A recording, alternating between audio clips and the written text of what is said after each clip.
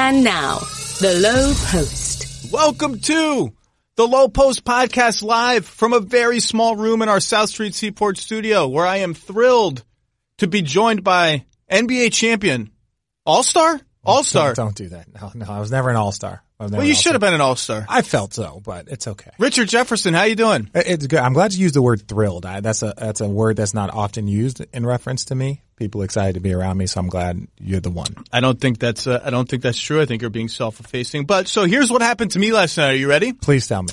I tweeted at halftime of Warriors Clippers that we should just have the Warriors and the Bucks scrimmage for the next week because the Clippers were playing well and they were playing hard and there was just nothing they can do. And then I went to bed. Mm-hmm. And then I woke up at 5:45 in the morning because I had to pee because I'm an old man. Yeah, that's fair. Old prostate. Man. That's the prostate. Checked my phone. Yeah. And I said, oh boy, I guess I'm just awake now and I got to watch the second half of the game. And then they clowned me on Get Up, which is deservedly so. I want to open with this. Okay. Here's a possession from last night's game I'm always going to remember. 7 minutes to go. It's 120-106 still. Okay. Probability is like 99%. Yeah. Still.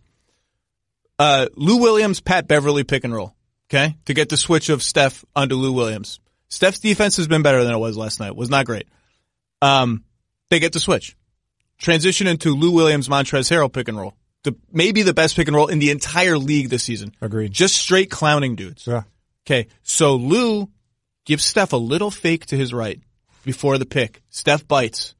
Okay. Now he's behind. Lou's going left around the pick. He's open. Mm-hmm. He starts pulling up for a three. Bogut says, oh, I got to get my Frankenstein out there and challenge this three. Okay. Lou sees that.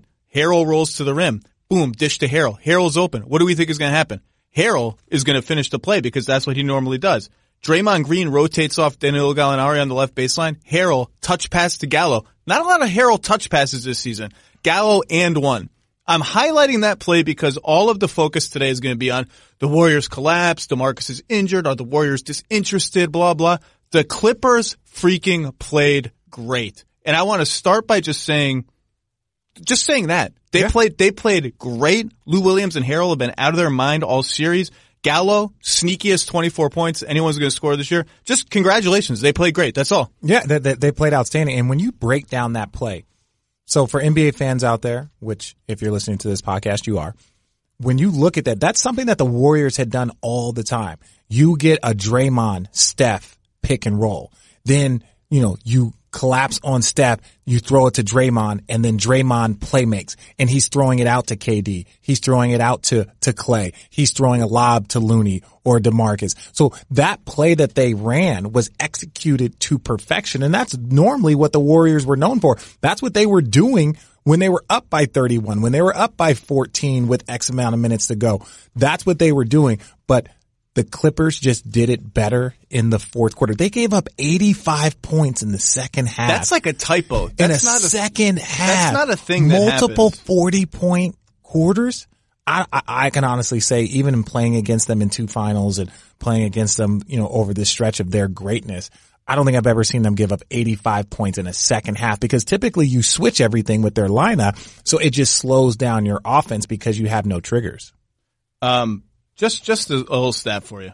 Give me a stat. Lou Williams, Montrezl Harrell pick and roll for the series is 1.2 points per possession. I don't know what that means. That means, so take the best offense in the league and make it like 20% better. That's what that is. They're just killing teams. Yeah, that's a good offense. The amazing thing about this was there were like 15 moments where I was like, oh, the game's about to be over. Oh, the game's about to be over. Here are just some things that happened. 116-100. Curry walks into an open three, misses on the pick and roll. Offensive rebound, he walks into a two, misses that. Could have been up 18. Very next possession, Iguodala gets a steal and is staring at a pick six. This is like 8 minutes to go. I saw it. Loses the ball. They had three separate instances. KD commits a charging foul on a 3-on-2 with 2 minutes and 30 seconds to go. Draymond threw the ball away at some point after Klay Thompson got a steal and a deflection. Just threw the ball. Iguodala wasn't ready for it. Oh. There was just Patrick Beverly picking Curry at half court. I think it was still a 16-point game then. Oh my God, that was a felony, right? Like if you steal something like that from someone like that's a felony. It was amazing. He just took it from him. And I love that Doc, I don't know how they've done this. This team plays so hard and they never quit. And they are the quintessential team that shouldn't be like this because half their roster is free agents. And the other half are like, all we hear is rumors about all the stars that are coming in here this summer. Like teams, I don't know if you've ever been on a team like that, but teams like that, like you're really at risk of guys playing for their contracts, guys playing for themselves. And this team plays the opposite. Well, let me say this. I was so fortunate. I had a sit down, interview with Steve Ballmer. And everything that he talked about since taking over the team and the grit and the grind, he was like, we don't want to be the glitz and glamour of LA. That's for a demographic of LA. We feel like we can touch on a demographic in LA that is just hard-nosed, hard-working, blue-collar people. Those are the people they want to bring in. Those are the people that they want working for the organization. Those are the type of kids that they want to draft. That's who they want to be. And so it doesn't surprise me. It's not fake. It's not fake. That's real. Like Ballmer is intense. When you guys see him dancing and doing all this stuff and getting excited, I kid you not, in this interview and when we were talking, that's legitimate. And so, yes, one thing that you have to give him credit for is because, look, no one knew this was going to happen. We don't want to sit here and act like, oh, that this is what the Clippers do. But ultimately, these are the type of people that they want in their organization. So it's not a surprise because you can't do this with just any group of guys. You have to have a bunch of selfless players that know how to play hard and only play hard. And you're talking, you can't do this big picture. Big picture. You can't do what happened last night against the defending champions on the road.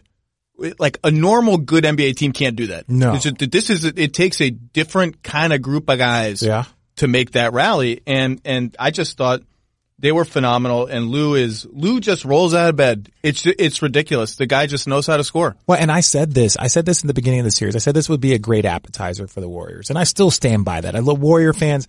I know I'm one of the bad guys and I always get on TV. Were you at the Halloween party?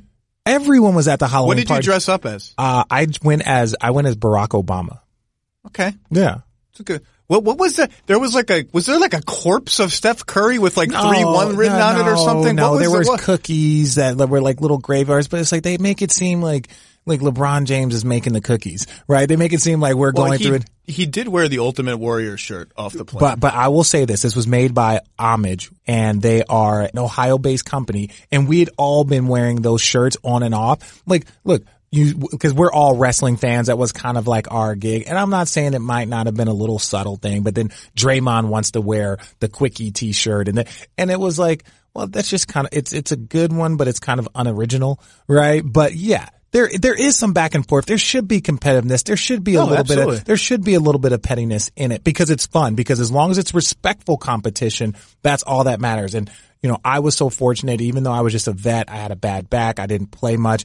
I was on that first Warrior team that went to the playoffs with Mark Jackson. So I have nothing but respect for Clay and Steph and Draymond and everybody there in that organization. That being said, like the Warriors have to understand that the role that they are playing, they are chasing history, not championship history, not back-to-back history. They're trying to put themselves in an elite category that only like 2 or 3 franchises have ever done in basketball history and really in sports history. So it's bigger than Patrick Beverley. It's bigger than not playing defense in the fourth quarter and then in the second half. They have to kind of focus and hopefully it's what happened with Boogie Cousins, but hopefully they can put themselves in a position where maybe they feel like they can get a chip on their shoulder the right way now that their guy is down. People, this show is sponsored, as it often is, by SeatGeek. The ticket industry hasn't changed that much in a long time. There's a bunch of big companies who have been around forever, but they don't really care about making the experience easier for you, the customer. SeatGeek is there to change all that. It has 50,000, actually more than 50,000 5-star reviews in the App Store, and it's focused on making your experience easy. It pulls in millions of tickets from all over the web. It's one-stop shopping. You don't have to click around to a million sites out of fear that you've missed a really good deal. It rates each deal on a scale of 1 to 10. It has an interactive seat map. It has green dots for good deals, red dots for less good deals. It's very simple. Every purchase is fully guaranteed, so you can shop for tickets on SeatGeek with confidence. It is by far the easiest way I've found to shop for tickets. Whenever I have a friend from out of town, I need to buy him a ticket to a game. I go there. They've helped me with Broadway shows, comedy shows, you name it. Everything, they have it. Best of all, my listeners get $10 off their first SeatGeek purchase. All you have to do, Download the SeatGeek app. Enter promo code Lowe, L-O-W-E, my last name, the name of this podcast. Bam, $10 off your first SeatGeek purchase. Remember, that's promo code Lowe, L-O-W-E, for $10 off your first SeatGeek purchase. So here's what I'll ask you. Tell me. As someone who knows more about the NBA than I'll forget today. Set aside Cousins. Set aside the sort of drama of losing a 31-point lead. Set aside Beverly getting into KD's head a little bit. Yeah. What did you see in the game that would make you worried as a Warrior fan? Was something X's and O's, something schematic, something that aside from all the sort of noise that actually you would take to games 3 and 4 in LA and think, okay, I want to see that get better. I'm interested how they adjust to that. Nothing. But you want to know if I'm a Warrior fan, no different than your team has a bigger picture in mind. The Warrior fans should have a bigger picture in mind. If you play Houston in that second round, if you think Lou Williams is busting your ass, if you think Patrick Beverly is a problem, what do you think's going to happen with Chris Paul and James Harden? Look, Klay Thompson, and it's not all on him. Andre Iguodala is not on him. It's done by committee. But Lou can't go for 30 plus and 11 assists. What will James Harden do to you? It'll be absurd. So you have to listen. We need to shut these guys down because the next backcourt is even better. It's even more talented. The next team that you could potentially face, you were down 3-2. And if it wasn't for an injury to Chris Paul, I think even the Warrior fans know that it would have been tough. For the record, because no fan base, this isn't even funny to say anymore. This has existed pre what happened late in the season. No fan base does angry like Utah. Okay, So in fairness, I'm not writing the Jazz off in that series. They looked really bad in game 1. They could not execute the Bucks Spurs defense on James Harden. They'll be better, but Houston is a problem. I picked Houston in 6 in that series. Houston is a bad matchup for Utah for many reasons. But I just want to, for the record, because I don't want 9,000 angry tweets from mean people in Utah. Hey, Utah. I love the city of Utah. Had a great time there. Really, really a lot of fun in Utah. But Utah fans, there's a difference between when we're talking basketball and being a fan of a particular team. Now, I'm not saying that your team can't do it. I was one of the leading people, Donovan Mitchell, for Rookie of the Year. I was one of the leading people. We disagreed on that one. Yeah, I stand by it. Was it because Ben Simmons was a fake rookie or because you just thought he was better? It was because of this. It's kind of like the most improved argument that you and I had. Heated. Yeah, it was heated. It got heated online. My thing with Donovan Mitchell is that Donovan Mitchell showed up to a team that was replacing an all-NBA player in Gordon Hayward, right? And he didn't know who his coach was going to be in June. He didn't know what system he was going to play. He didn't know any of that. And he went out there and dominated. Right? Ben Simmons but Ben Simmons had a year of just working on basketball. Ben Simmons had a year of knowing who his teammates was going to be, who his offense was, what his offense was going to be, and to assimilate his game to dominate.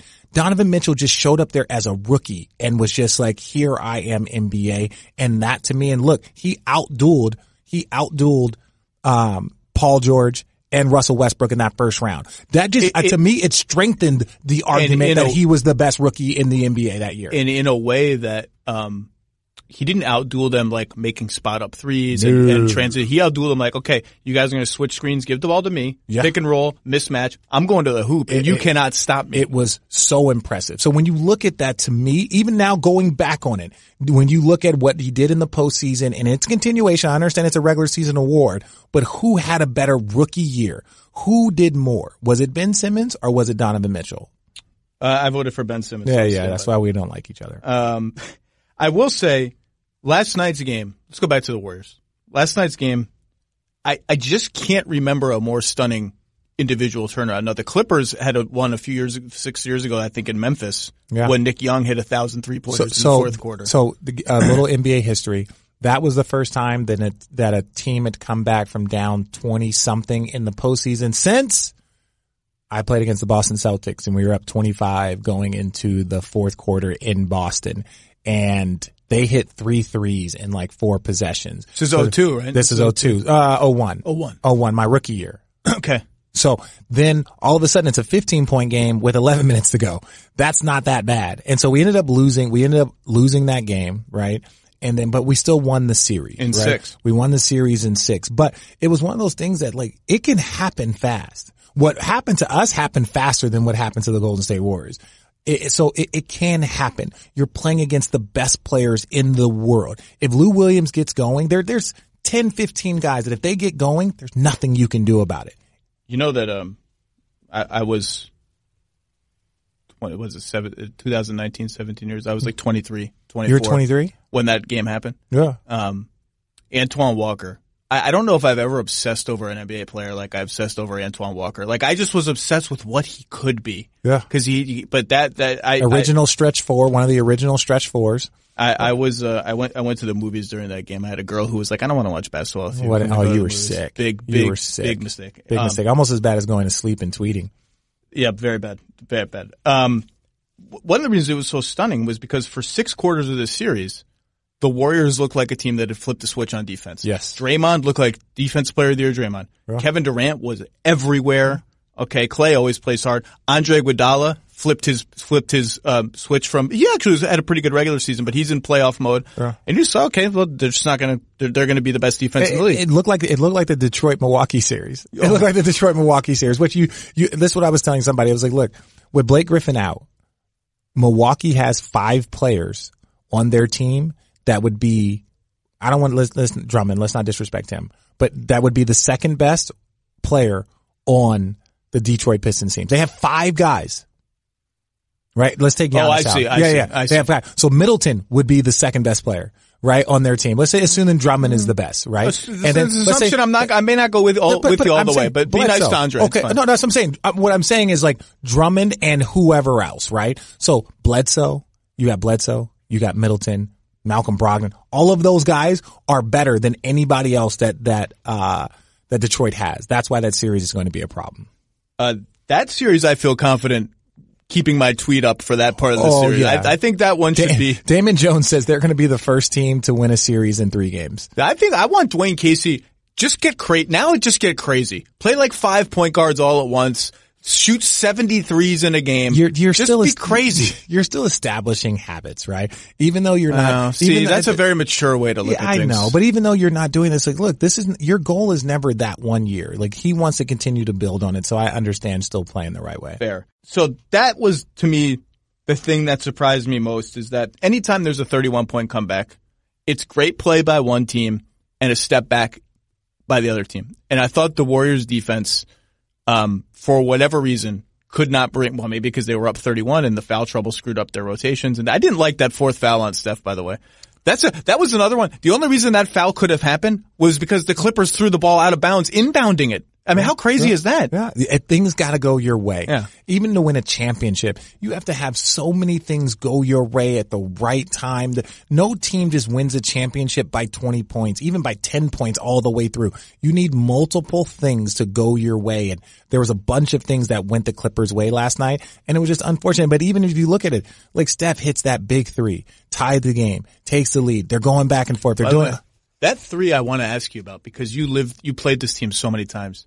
It's fascinating. So the Clippers, I think, have even gone a step further than most defenses in not guarding the guys who don't want to shoot threes. Like they're almost playing a zone off of Cousins, who's not playing anymore, off of Draymond, off of Iguodala. Like it's even more extreme. Like you can't even sometimes tell who's actually guarding those guys because they're on the opposite end of the floor. The downside of that is when the Warriors read that and play what I would say correctly, things like that Steph 3 happen. So no one's guarding Andre. Yeah. Steph passes to Andre and runs right to him. Yeah. And there's a handoff and a wide open 3. I just always wonder, now you guys played them a little differently. You switched a little bit more. There's no great way to guard them. No. But I guess not guarding those guys to that extreme is the correct answer. But when the downsides of it hit, it looks so bad. They're like, I wonder if there's a place where you're almost taking it too far and giving them those, but I don't know there's no right answer when you got all those guys on the same team. There isn't, and that's the thing. You're saying take it too far, but really it's like they push you to your limits, right? So the very first couple of games in the finals when, in 16, we were trying to switch everything. And you couldn't. It wasn't in your DNA. We couldn't. There's just too much action. They're too good. Barbosa killed us. Harrison killed us. Livingston killed us. Their bench was like Klay and Steph didn't do that great. Like we did a great job of taking them away. But we gave up everything else. So then our next adjustment, which we switched in game 3, was, okay, stay at home with everyone unless Steph and Klay come together. If Steph and Klay come together, that's the only switch you will make. If it's Steph and Draymond, if it's Steph and stay with Steph. Just look at Steph and follow Steph. Follow Steph. And we'll give you help, but keep coming, right? Continue pursuing. And that helped our defense. That really changed the series, that T. Lue figured it out. And to your point, you gotta kind of live with those repercussions of, look, I'd much rather have Andre Iguodala open than Steph. Steph is they're one of the few teams, maybe the only team I've ever played against, that you could do it right, 100%, and they can still kill you. Right? You can execute your defense, but his shot is too quick. They have too many weapons. There's just too much going on. And he can shoot it from God knows anywhere. So it extends your defense even more than you're happy about, because it's like him and Dame Lillard that can shoot from freaking half court, that it just makes it so difficult to guard. I got sidetracked because by your very good point that maybe I want to talk about that Steph 3. The defense in the second half, Gallinari hit a right corner 3 when Draymond just stopped guarding him. 4 or 5 times, including on Lou Williams' hanging bucket that I believe tied the game with 45 seconds left. I can't remember. They seemed to miscommunicate on how they wanted to guard some of Lou's pick and rolls. Lou's guy would shade him away from the pick, but the guy on the screener would be on the other side of the pick, like they were having different coverages. And so Lou would have an alley to his right, and he would just take it and go offensive rebounds. Harold just one of the reasons why they want to shade to his right is because he wants to go left. Dominant. He's one of those few. But there was no one there to meet him on the right side, so you can't just give him daylight. I mean, that's not a good choice. But that's also credit to the Clippers for switching the screen. Like, they're trying to shade one, and you do it so. And it's a credit to the Clippers because Lou and Montrez are so good. You start to, what are we doing? Is he going here? Is he going there? He's faking us this way. It's like everything is intertwined. It's a credit to the Clippers for being threatening enough that they begin to question what they're going to do. Well, and again, when we talk about big picture and we're allowed to look forward, they're not allowed. If you think a Lou Williams, Montrezl Harrell pick and roll is going to keep them up at night and has been keeping them up at night, it should. What's going to happen when it's Clint Capella and it's Chris Paul and it's James Harden? Like, that's the concern that they should have, is like, yo, I believe we'll win this series, but we're not playing great basketball right now. We're not they're not playing the type of basketball that they need to play. They would be down 2-0 right now if they were playing against Houston. Wow. They'd be down 2-0. They did win game 1 by 17 points. Yeah. They'd be down 2-0. Basketball season is in full swing. This is when things start to get very interesting. The contenders start to outperform everybody else. And whenever you're driving your family or friends this basketball season, you should make sure your car has the right tires to get you there safely. You need good tires. Goodyear knows that performance is everything, whether it's on the road or on the basketball court. So when it comes to choosing tires, let Goodyear.com help you choose what's best. Goodyear, more driven. Interestingly, in game 1, DeMarcus Cousins was minus 17. And there has been an undercurrent for a long time now of maybe they're better without Cousins is strong, but I would frame it more as they're better with Looney and they're better with Bogan, or those guys fit what they need out of the center position more. DeMarcus Cousins posting up and taking shots away, too many shots away from the other star players is a net negative on them. I think there's a lot of merit to that. We can discuss it a little bit more. But I also think his injury, and he's likely out for the season according to Chris Haynes at Yahoo just now, or faint optimism he could appear in the finals. Now we're a long way from that.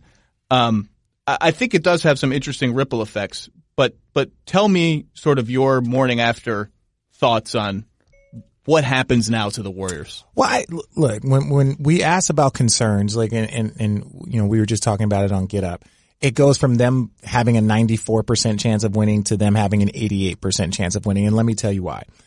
The playoffs are all about postseason. It's all about matchups. The strength of our team, when we were fortunate enough to win it in 2016, is you look at it.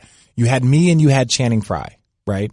So if a team would go small, I would play, right? So you look at we played against the Detroit Pistons in the first round. They had Tobias Harris. They had Morris. They had, they had players that were kind of mid-range. Tweeners. So then I would play. Then you go fast forward to the Atlanta series. They had Al Horford and they had Paul Millsap. So then all of a sudden Channing Frye played and could step them away. Hit about 9,000 threes. Kevin Love hit about 9,000 threes, right? So that's what I'm saying. It gives you chess pieces. Then all of a sudden, and we get to the conference finals, and if it's Serge Ibaka or if it was Jonas Valanciunas, then Channing would play, right? Then we got to Golden State, and then I played, Channing didn't play. The point being is this: DeMarcus Cousins is a chess piece. When you lose a valuable chess piece, don't give me he's a minus 17 in game 1 against the Clippers. Show me what he is in a game against Steven Adams. Show me what he is in a game against Clint Capella or against Brook Lopez or against, Joel Embiid. Those are the places where you need that chess piece. The disrespect towards Ivica Zubac is not going to be tolerated on this podcast, my friend. Okay? Why? Is Magic Johnson here? No, I'm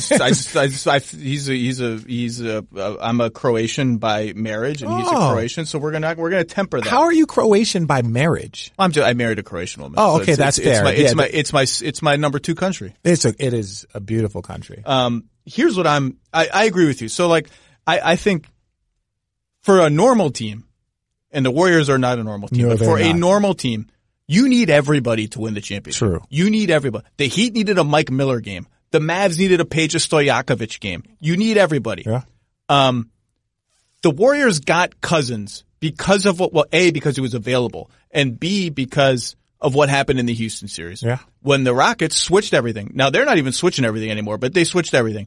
And the Warriors for about 2.5 games bogged down, played Houston's game. Kevin Durant missed an unusual number of mid-range shots that, frankly, it's Kevin Durant. That's why he's on your team, is to take those shots. Like, he missed an isolation 3 with like 2 minutes left last night. And I could hear the Warriors towards this is not how we play. I'm like, yeah, when he hits that 3 against Cleveland, everyone's like, well, this is not fair. This isn't fair that they have this guy. Yeah. So they got Cousins say, okay, you're going to switch everything against us. That means like Eric Gordon's going to be on DeMarcus Cousins at some point. Yeah. We're going to post his ass up. Yeah. Now they can't do that. That's not that interesting to me because I think they probably could have won that series even without that little 4 minutes of DeMarcus Cousins bullying guys. But it's a little bit interesting. What's interesting to me is they had settled into a rotation.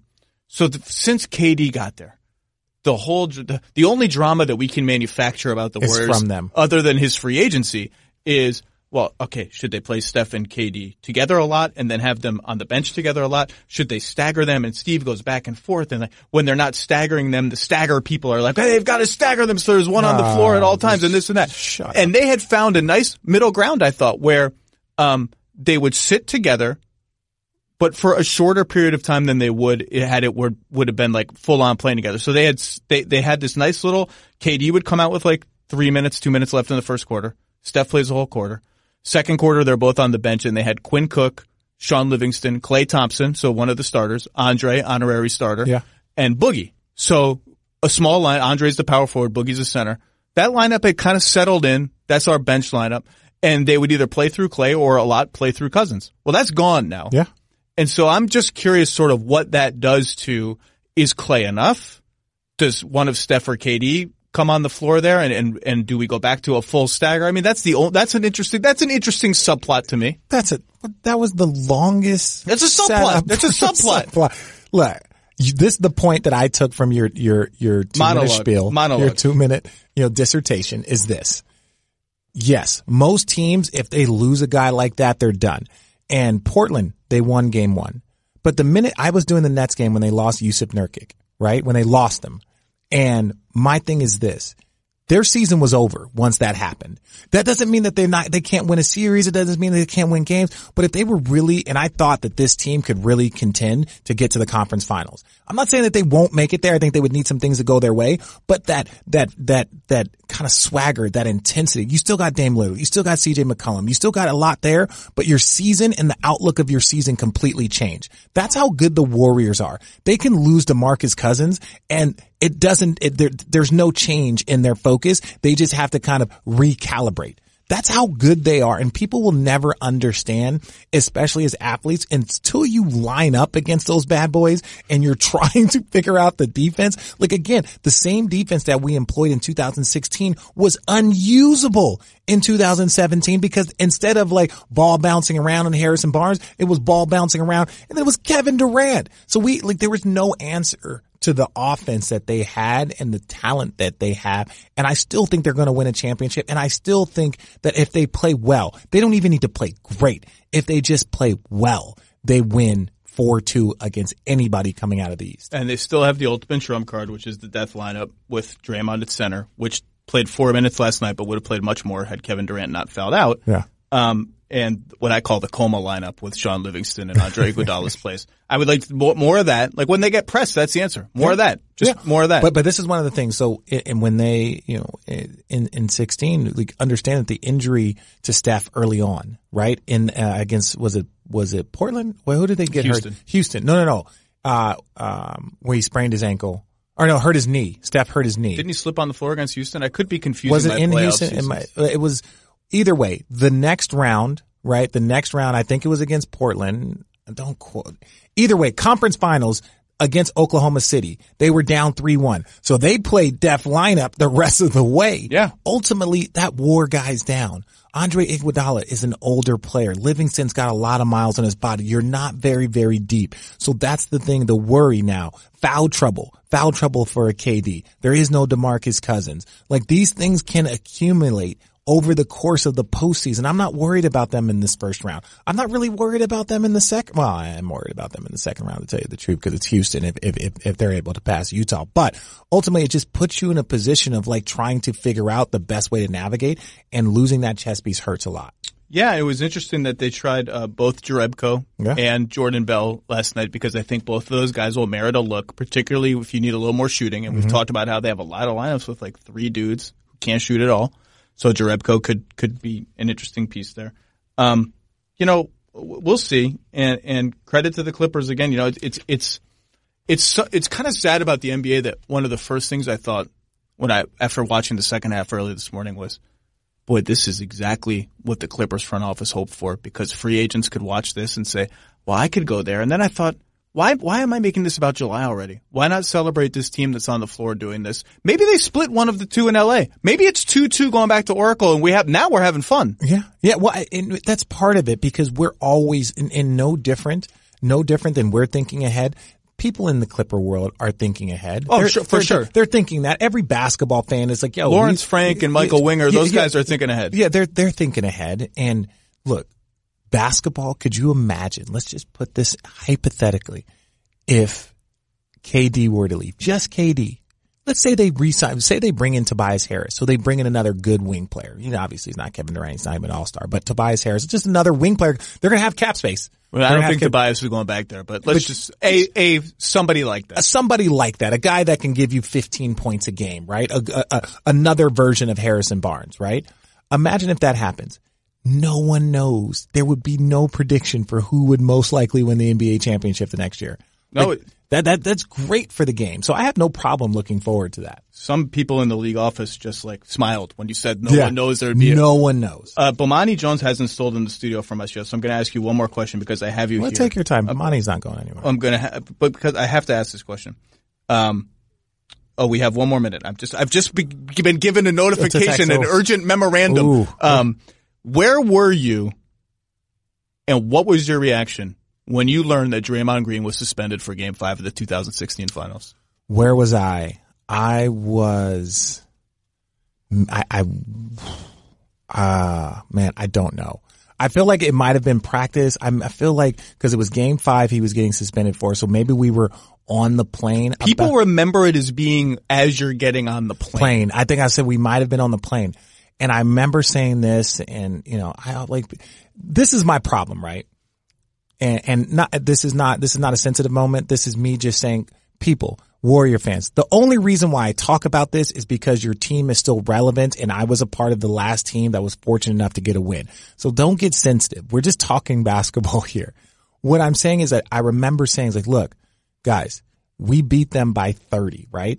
We beat them by 30 in Game 3. And I was like, yo, if you can win by 30, you can beat them 3 times in a row. And I remember saying this, we needed some help and we got some help. And that's not like help in the sense of like from the NBA, right? We needed some help. Like we needed something. We needed another jolt, right? Because we were devastated because we were up 8 in that fourth quarter against them in Game 4 and they just outplayed us. They hit shots. But in my brain, I was like, yo, we can do this. We can do this. And that was our mentality. And we were a very together team. You can't come, most of the time you're down 3-1. And to their credit, they did the exact same thing because they were so locked in together against Oklahoma City. They were so focused and they were so united. It is impossible to overcome that type of deficit unless you are completely united as a team. And that's the one thing I will say about our team is we were completely united no matter what the odds, very similar to what we saw from the Clippers. It didn't matter that they were down 31. They were focused on one final goal, and then all of a sudden something broke, and then another thing broke, and then another thing broke, and all of a sudden they were able to get that win. It was a great win, even if they lose 4-1. Yeah. We'll always remember that game. Yeah. And it's history. And they should take pride in it, and they should take pride in not giving up, and they should take pride in their season. Okay, Bomani needs a studio. RJ, thanks for making a little time. Thank you for having me, Zach. The playoffs will be going on for another 8 months, I think, so maybe we can do this again soon, my friend. Yeah, I'll be here. Thank you. Thank you.